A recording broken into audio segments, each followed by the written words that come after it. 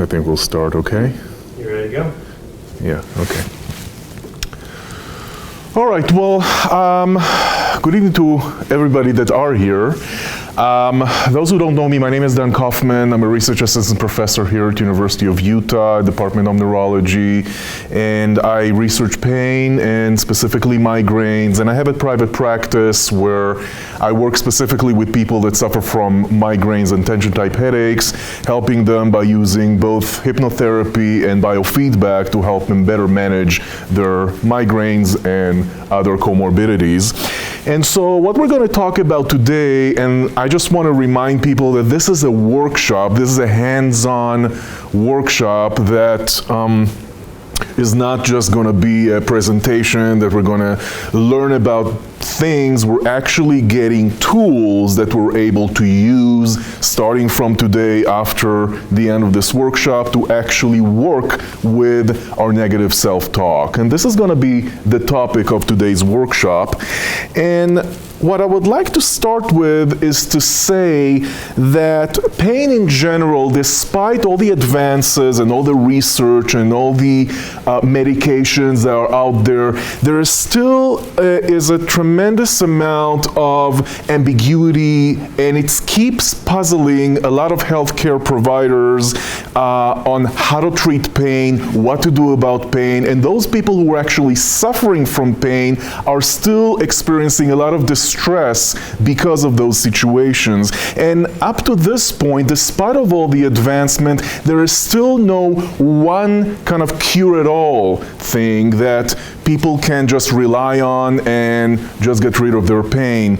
And what this causes is the fact that despite the dealing with the pain that causes distress by itself, there's all of these other associated issues that are associated with the pain, such as the disability, such as the people around that don't understand pain and might be judging people, such as missing days of work, such as people that they don't know how to describe their pain. Their bosses might not understand that. All of these societal problems that are on top of the stress that these people that suffering from pain are experiencing, all of that might not be surprising to us, that these people are suffering from the demoralization, from frustration, from anger, from depression, from feeling helplessness and hopelessness because of all of this baggage that they are carrying.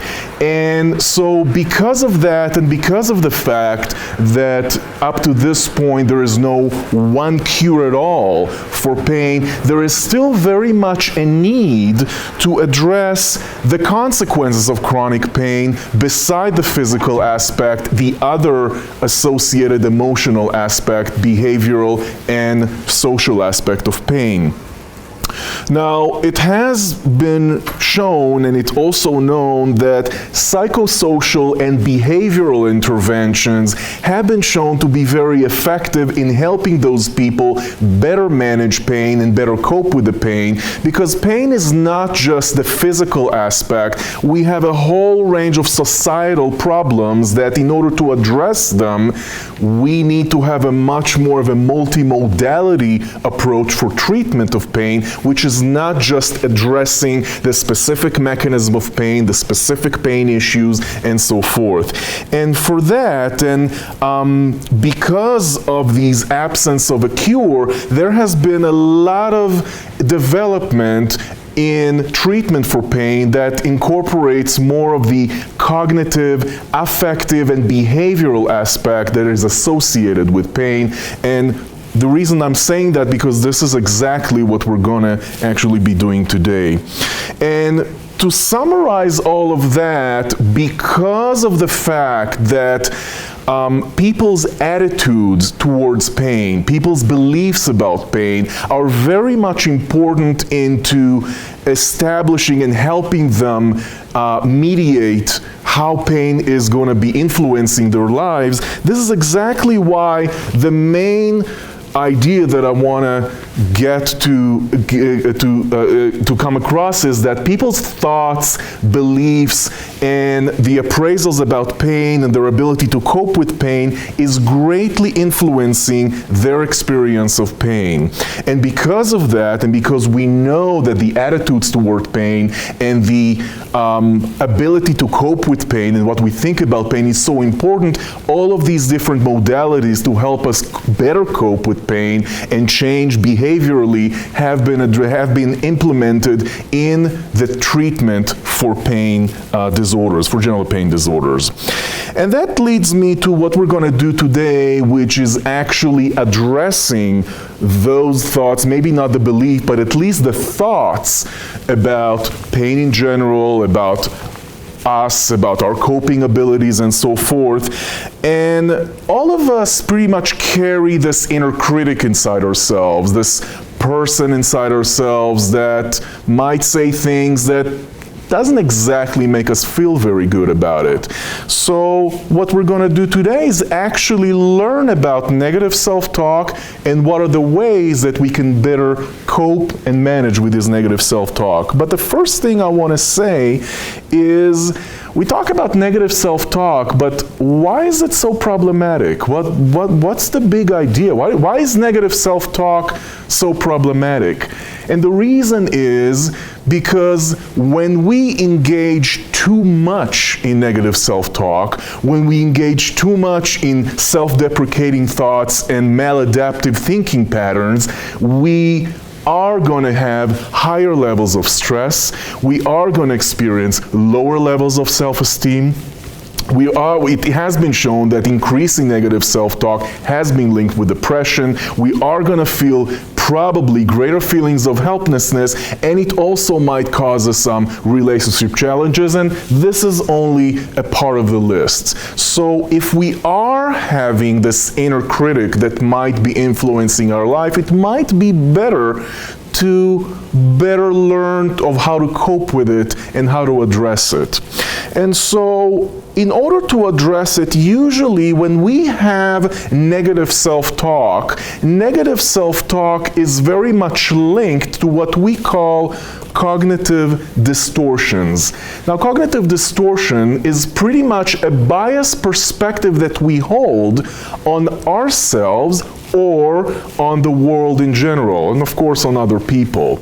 Now, these biased perspectives are the filters that we are seeing reality, and these filters are not always correct. And the reason that it's not always correct is because a lot of times those thought patterns are distorted. And I'm giving just some of the examples in here of what I mean by cognitive distortions. So one cognitive distortions that we tend to talk about is we call an all or nothing.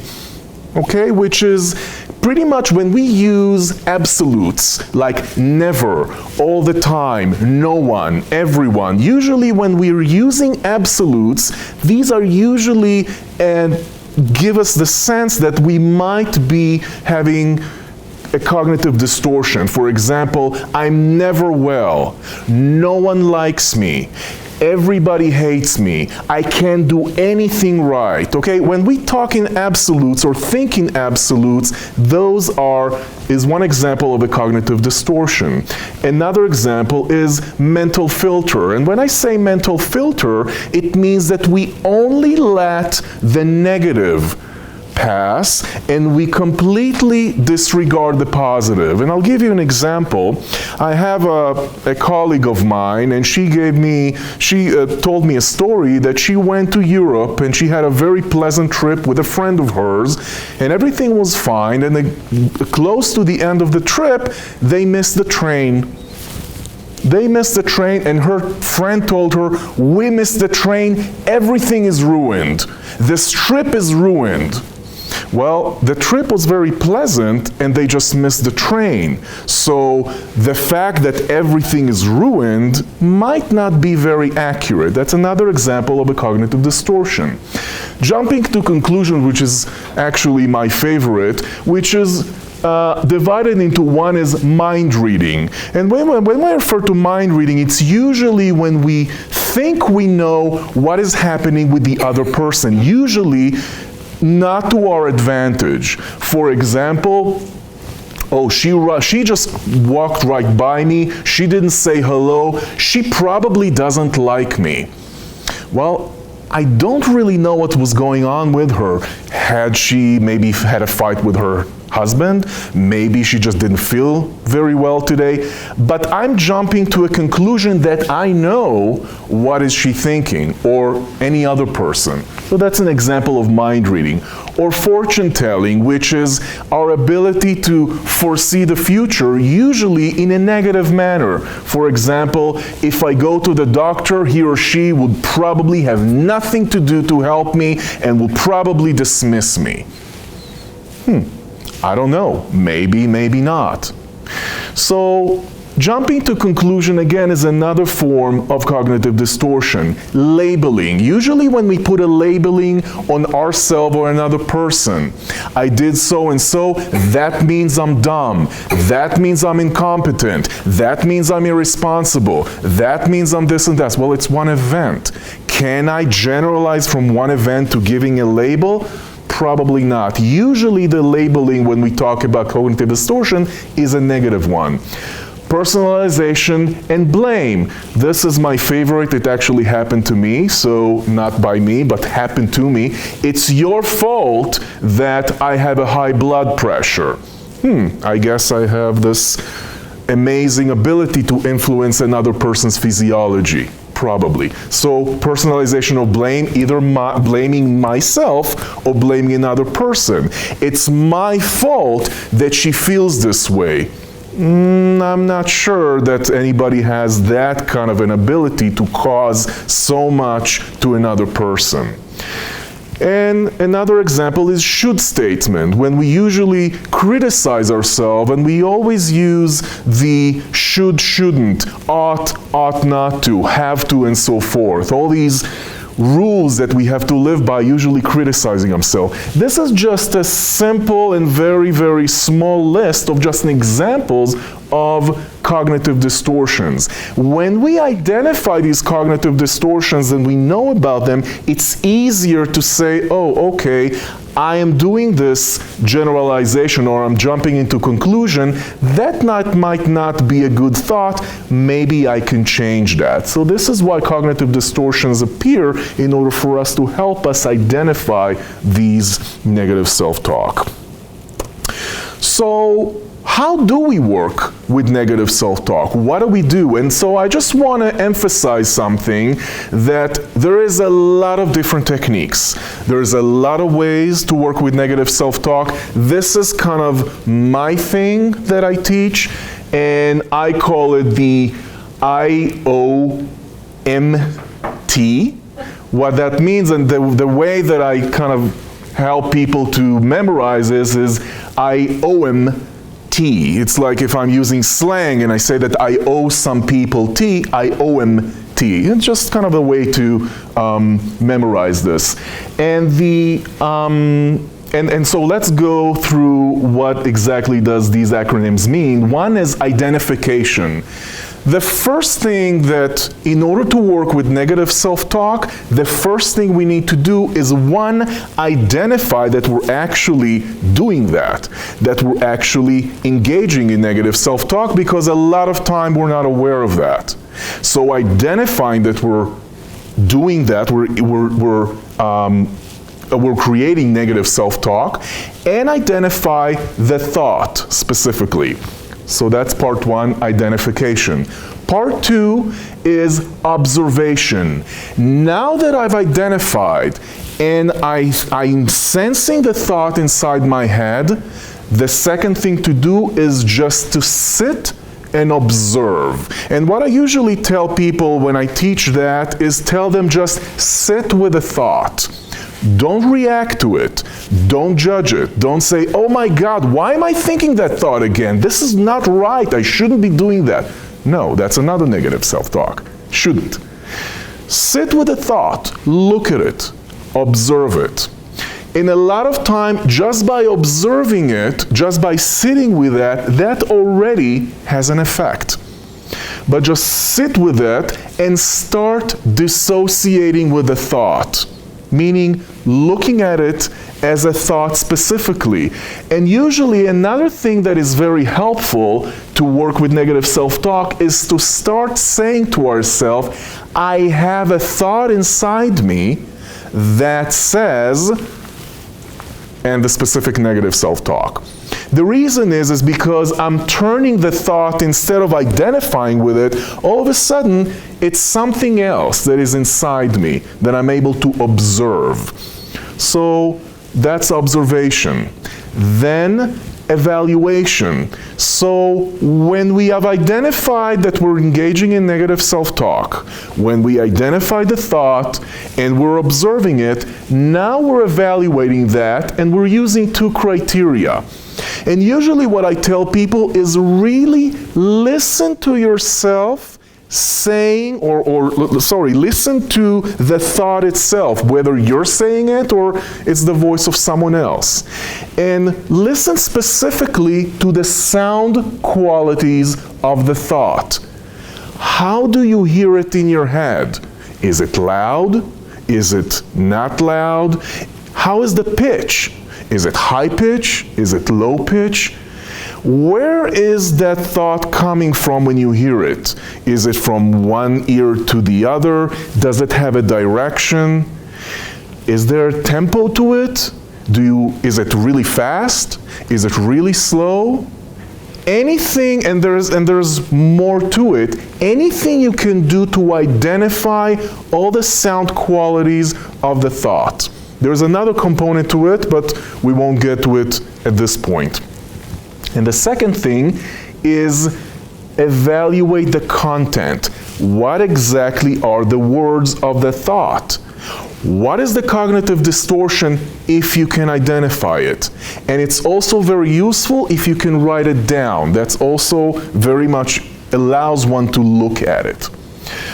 After we've evaluated, modification. So now that we know all these qualities, let's start modifying. And what I usually ask people to do is play with that. So when I say modified, and when I talked about the sound quality, I ask people to change the sound quality. So now if I heard the specific thought in a specific pitch, change that to a really, really high pitch, or to a really, really low pitch. Or make it sound very, very fast, or very, very slow. I'm giving an example. For example, let's say that I have a thought, I am not good enough. Okay? How am I hearing this? Let's change the pitch. Instead of I'm not good enough, I'm not good enough. Or I'm not good enough.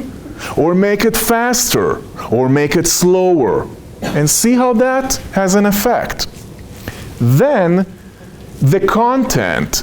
Change the content and think of a reverse statement that would reverse the content of that thought. And that's exactly the work that we're going to do today. What's most important is after you've done the modification, most importantly is to test it. Evaluate what is the effect of that thought now. Does it still affect you? Does it still causes you to feel bad? Or all of a sudden it just doesn't faze you? If it's still, you're not convinced, you're not sure that it's really gone, it still has an effect on you, go back. Go back to identify, observe, and evaluate. Maybe you need to do other changes. There is limitless of infinite possibilities that you can do in working with negative self-talk. Now, the secret to that I tell the people I teach that is play with it. Don't take it too seriously. Play with that. It's supposed to be an exploratory kind of a game. So this is pretty much what we're going to do today, and this is what we're going to practice, because the goal of this workshop is to actually give you hands-on experience of how to actually do that, not just have a concept of that. But before we go on to the hands-on, is there any questions to everything that I've explained up to this point? Yes? Many of these thoughts occur when the thinker is in a social interaction with other people. How do you get the time in those conditions to do this process? Okay, excellent. Well, where do you do this? Excellent. So, first of all, the first phase is to actually do that kind of like in a rigorous, school-like manner. Once you get used to doing that, it's really fast. Let's just say that negative self-talk is something that is very close to my heart, and I've learned to do that very, very fast. Because when you just think of a thought and you immediately change the pitch, it already has some change. Or you immediately say, no, that's not true, let's change it, and it could take less than 10 seconds. But for that, it requires practice. So this is not a sitting and withdrawing from a social situation? No, you don't have to. You can, but you don't have to. If you want to do more thorough work, of course, there's other things that you can do, but when you're in a certain situation and you start recognizing that, these are things that you can do pretty much immediately. We're going to practice that. Okay? All right.